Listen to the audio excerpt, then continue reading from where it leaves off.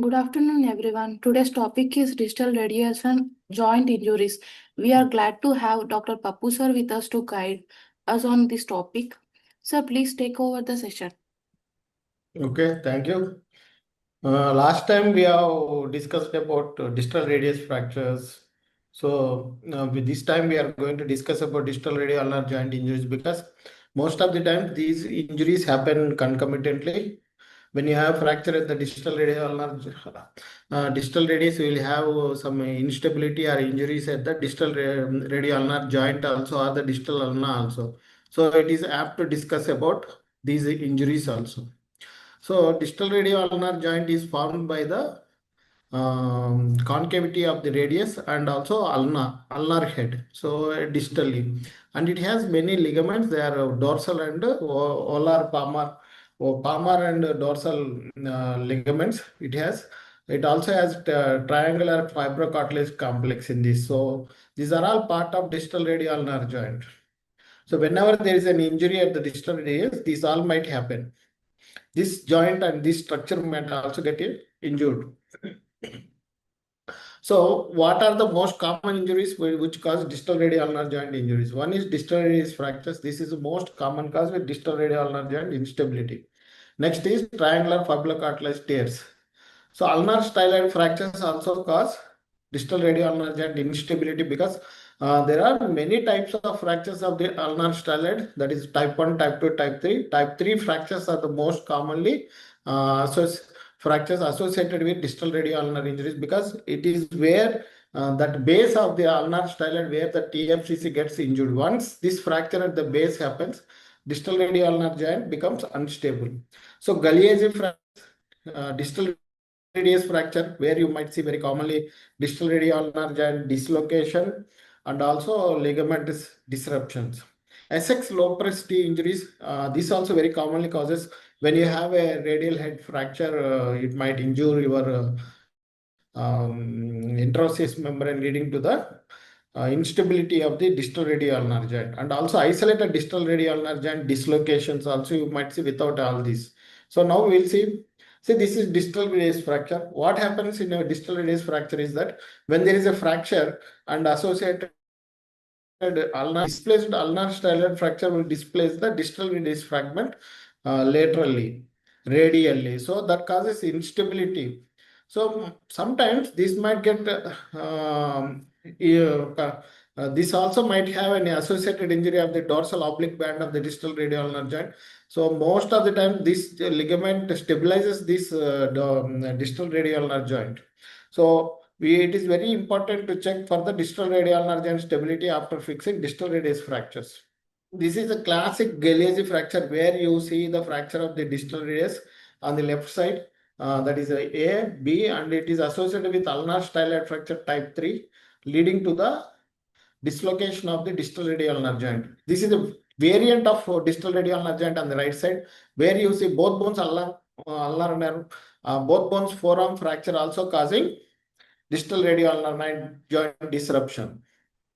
Essex locus T. So here you see in the elbow fracture, when there is a radial head fracture, when there is a vertical transmission of force, that will cause disruption of the vertical disruption of the interosseous membrane and fracture of the distal radius. So it is very important to look for distal radioulnar joint instability whenever there is a fracture of the elbow fracture or radial head fracture.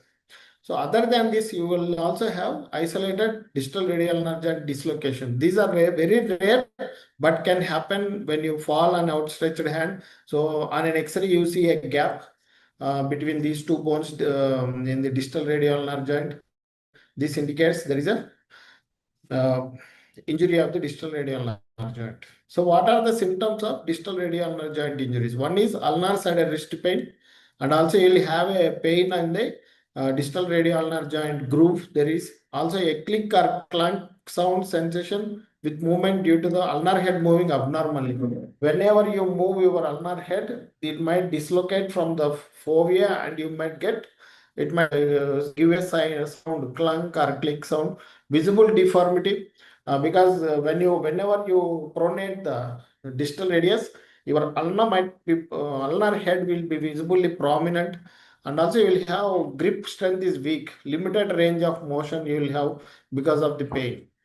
So this is a piano sign where we see ulnar distal radial joint, ballotment. So when you check these two bones, when you hold them, these two will be moving independently. They should not be moving whenever you make any movement. So you can make independently both the bones, so that causes ballotment test. And piano sign is whenever you see a ulna overhead like this in pronation, just press it, it will go down like a piano key. That is called piano sign. So how do you diagnose this? X-ray is the most commonly used modality. Other than that, you can also use CT scan and MRI of the wrist. MRI of the wrist is very helpful in neglected cases where they have malunion of the distal radius or the malunion of the ulnar head or distal ulnar fractures. CT scan is very helpful in checking fractures, dislocation, and all that. You can very clearly see. CT scan, you can do a dynamic CT scan where you see CT scan in three positions. One is in fully supination, one in full mid neutral position, and the other one in full pronation. So in normally, whenever you do movements, ulnar head should be always in congruent with the radius, distal radius, radial joint. But in abnormality, what happens if you see these left side and right side images? See, when you are while making movements, the ulna might get subluxed or dislocated from the radial ulnar joint. So that is clearly seen when you do this pronation and supination movements. That's where your dynamic CT scan will help. Whether sometimes you might do it in neutral position, or when the arm is in neutral position, it is in the original position, it's not dislocated. But when you do it in pronation or supination, usually it gets dislocated basing on the ligament is torn. So if it is volar ligament is torn, then it will dislocate in pronation, and when it is in dorsal ligament is torn, it gets dislocated in the supination. MRI will help in diagnosing these distal radial joint injuries. Mainly in the left side, you see the image of acute injury. So when you do an acute injury, you see all this T1 hyperintensities arrow marked. So it's suggesting that there is some injury of the soft tissue at the radial joint. But in neglected cases, you see this arrow mark where you clearly see the break in the ligament, continuity of the break in the ligament. So also this triangular fibrocartilage is little displaced in this image. So management, when it comes to the management, when there is only purely ligamentous injuries where there are no fractures, you can just put a slab, above elbow slab, usually put it in above elbow slab in neutral position where the ulna is centrally positioned in the radial articular surface. So this causes the ligament to heal. For 6 weeks we keep usually, and after that we start mobilizing. So in neglected cases, you cannot treat them, or in fractures, you cannot treat them conservatively. So even in fractures also, if you get reduction, you can treat them conservatively. But if you are not getting reduction, you can't treat them conservatively. So when it comes to the managing distal radial joint instability in operated cases, first condition is that all your fracture should heal. There should not be deformities or malunions. If there are any malunions, you have to correct those malunions before attempting to restore the ligamentation of the ligaments of the distal radial joint. So this is one way of doing this. You take a tendon strip, pass it VV through the ulnar styloid and then into the radial distal radius, and then bring it back and tie it over the.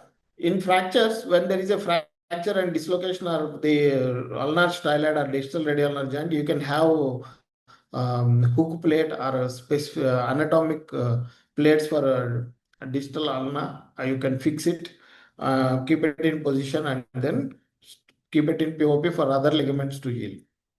So this is in other cases where there is you cannot do ligamentous structure. You have now we have tight ropes where you can use tight ropes. This is transversely passing. This is to distal radial joint. You can put it together, and it is very important to restore the function of the distal oblique ligament, pronate intraosseous membrane ligament. So if you restore that ligament, that itself stabilizes the radioulnar joint. So this oblique ligament atrophy is passed so that distal radioulnar joint stabilizes in this. So this is another way of treating distal radioulnar joint injuries. Thank you.